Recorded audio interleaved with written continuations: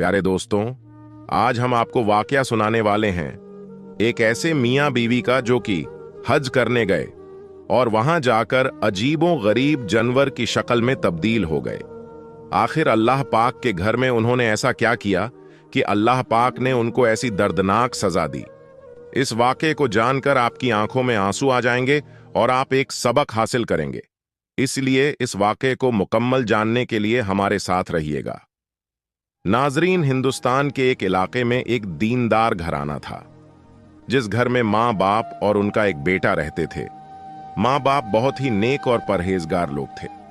बाप जो कि मस्जिद का इमाम था, क्योंकि कुछ दिनों से मस्जिद के इमाम लोगों को हज की अदायगी के बारे में बता रहे थे, इसलिए वो ईशा की नमाज के बाद घर आते थे। उनकी बीवी भी नमाज की पाबंद थी।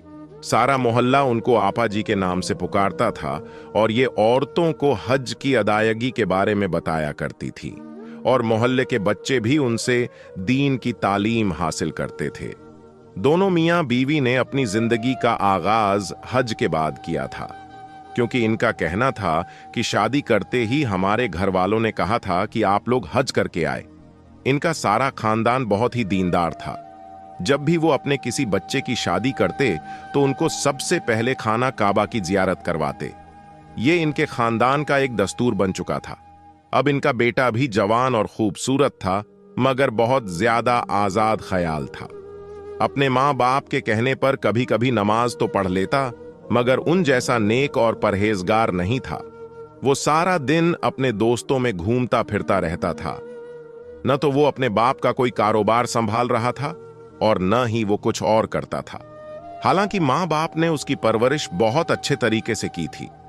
बचपन में तो वह नमाज पढ़ता, कुरान पढ़ता, अल्लाह ताला की इबादत करता रहता था।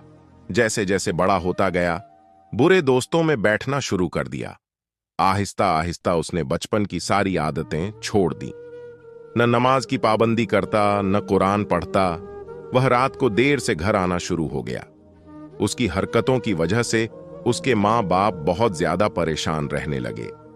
एक दिन मोहल्ले की एक औरत उनके घर में आई और झिझकते हुए इधर उधर देख रही थी। उसकी माँ ने उस औरत को चाय का पूछा तो कहने लगी, आपा जी, मैं कुछ खाने पीने के लिए नहीं आई हूं, बल्कि मैं आपसे कुछ कहना चाहती हूं। और झिझकते हुए कुछ कह नहीं पा रही थी, क्योंकि सारा इलाका जानता था कि यह घराना बहुत ही दीनदार घराना है। इनका सारा खानदान बहुत ही नेक और परहेजगार है, इसलिए वो औरत कुछ कहने से कतरा रही थी। फिर उस लड़के की मां ने कहा कि बहन जी, आपको जो कुछ कहना है बिना झिझक कहिए। फिर वो औरत हिम्मत करके कहने लगी कि मुझे आपके बेटे के बारे में कुछ कहना था। बेटे के नाम से वो औरत एकदम उस औरत को देखने लगी और कहने लगी कि आप क्या कहना चाहती हैं? क्या हुआ है? मेरे बेटे ने आपसे कुछ कहा है? वो औरत कहने लगी, मुझे तो कुछ नहीं कहा, मगर वो अपने दोस्तों के साथ मिलकर कुछ अजीब हरकतें करता है। देखिए आपा जी, मैं जानती हूं कि आपका बेटा बहुत नेक है। आपका खानदान तो जिंदगी ही हज करके खाना काबा की जियारत करके शुरू करता है, मगर इस बच्चे के दोस्त अच्छे नहीं हैं। वो उनके साथ मिलकर इलाके के कुछ लोगों को बहुत तंग करता है। आपा कहने लगे कि बहन जी, उसने क्या तंग किया है? औरत कहने लगी कि काफी दिनों से वो अपने दोस्तों के साथ मिलकर जिन घर की लड़कियां जवान हैं, उनके घर में पत्थर फेंकते हैं। कभी उनकी लड़कियों को आते जाते फालतू की बातें करते हैं। आज तो उन्होंने हद कर दी। एक लड़की अपने यूनिवर्सिटी जा रही थी, उनकी चादर ही खींच ली। फिर उस लड़की ने आपके बेटे के मुंह पर थप्पड़ भी मारा। आपा जी, आप अपने बेटे से कह दीजिए कि ऐसे बुरे दोस्तों के साथ न घूमा करें। इतना कहकर वो औरत चली गई और वो आपा जी गुमसुम बैठी दरवाजे को देखती रही।